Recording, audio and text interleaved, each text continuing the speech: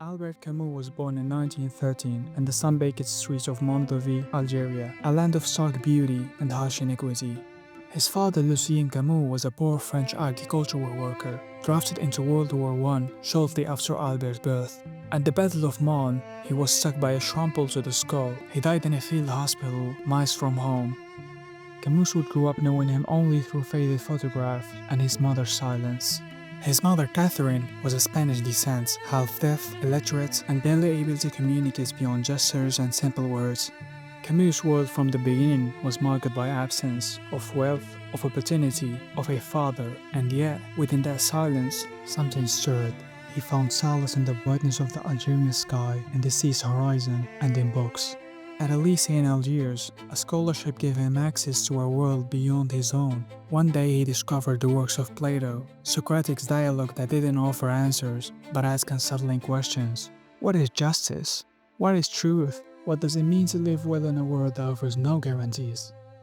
And so began the journey of a boy from the backstreets of Algeria who would later challenge the very foundation of Western thought.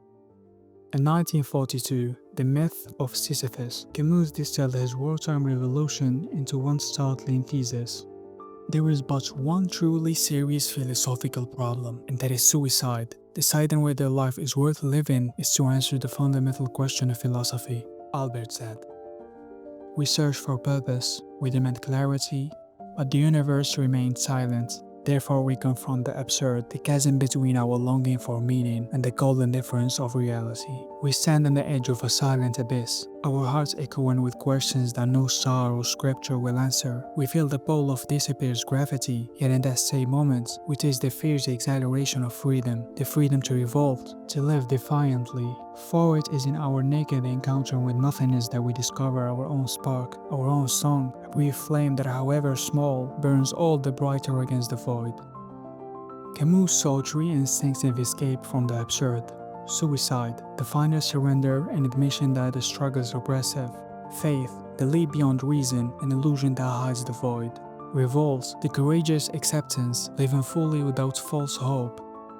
But only revolt honors both mind and heart. Camus champions the absurd hero who smiles at the void and says, I will endure. He chose Sisyphus as his emblem. The struggle itself toward the highest is enough to fill a man's heart, Albert wrote. Sisyphus pushes his rock ever upward, only to watch it tumble down again and again. But in that eternal circle, Camus finds triumph. Therefore, we must imagine Sisyphus happy, for in every heave of that stone, he claims his own destiny. In every fall, he witnesses his own resilience, and in the quiet between each ascent, he tastes the sweetness of defiance.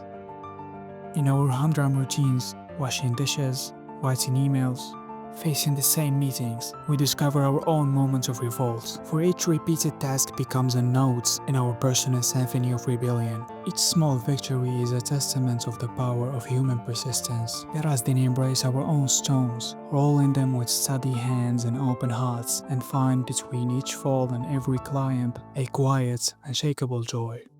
From revolt's parent three gifts, revolt itself, a perpetual defiance of despair. Freedom, the space to define our own values. Passion, the fierce intensity of living this one life. But these gifts demand sacrifice. Therefore, we must choose the absurd every morning, knowing we might never win, yet embracing each climb. Each step is defiance, each breath a quiet rebellion. And through the summit may forever recede, there is meaning in the motion, beauty in the refusal to kneel, and dignity in the simple acts of rising again. Camus did not theorize from comfort. He spent his final years battling tuberculosis, shuttled between French clinics. Yet he rode the plague, admitting his own suffering, transforming personal agonies into a universal call. What does that mean, the plague? It is the same as in happiness. It allows no one to be complacent. Camus wrote, but illness nearly silenced him. Therefore, he authorized essays and novels that continue to resonate, prove that revolts can outlast the body. For though his breast grew shallow, his voice only deepened. Each page he penned was a defiance, not against breath, but against silence, against the quiet submission that suffering often demands. Even as his flesh weakened, his spirit craved tunnels through despair, leaving behind not moments, but mirrors, in which each reader might glimpse their own quiet rebellion. He did not roar, he endured. He did not conquer, he refused to collapse. He became something enduring, not a hero, but a man who dared to remain awake while the world dreamed of escape.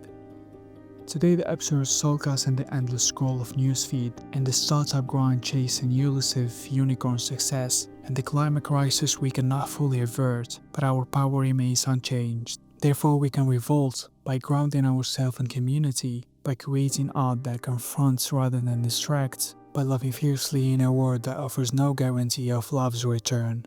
And perhaps in doing so we become more than just survivors of this strange and different world. We become its counterweight. Every kind word becomes a rebellion against cruelty. Every honest act is a defiance of cynicism. Every creation that says I was here is a quiet triumph against the void.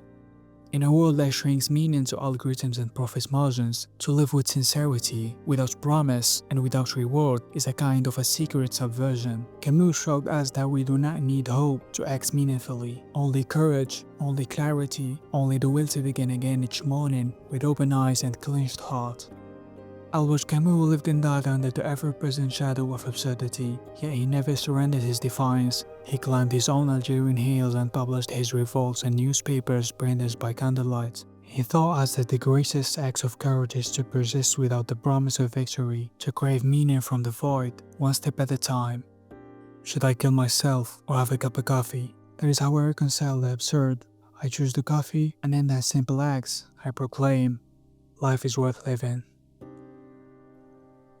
In those few words, Camus distilled a lifetime of struggle into a single defined gesture. He showed us that when the darkness presses close, the smallest pleasures seen rising from a mug can become an act of rebellion. It is in this quiet revolt, choosing to step, to breathe, to continue, that we declare our freedom. Share your story below and let us together discover the beauty of knowing that in the face of absurdity, we are most vividly alive.